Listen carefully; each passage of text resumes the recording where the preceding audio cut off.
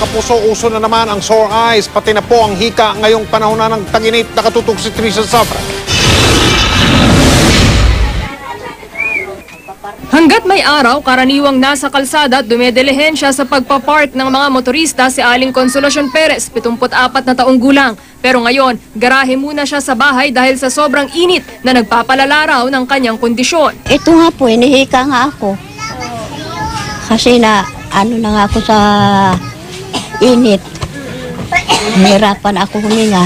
Kasi ang asma, sala sa lamig, sala sa init. Pag mainit, yan.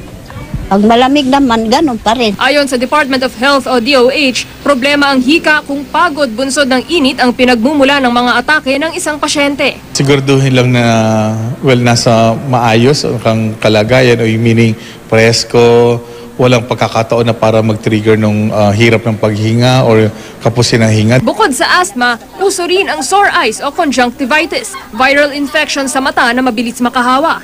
Ang transmission nagiging mas mabilis tuwing summer. Ito yung mga panahon na halimbawa yung mga bata, magkakasama, magkakalaro.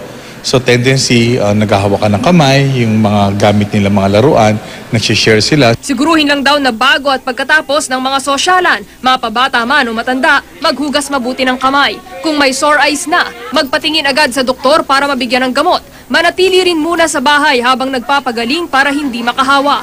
Huwag din magpapatak ng mga kung ano-anong pinaniniwala ang remedyo sa sore eyes gaya ng ihi at gatas ng ina. Yung halimbawa ihi ay marumi. So kung ipapatak natin sa mata, parang napakarumi para gamitin siyang pamatak.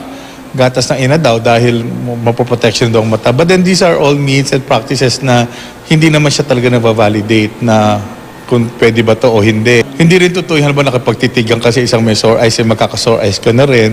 So ang talaga pamamaraan lamang ay yung maisalin talaga yung mikrobyo papunta sa iyo. Trisha Zafra, nakatutok, 24 oras.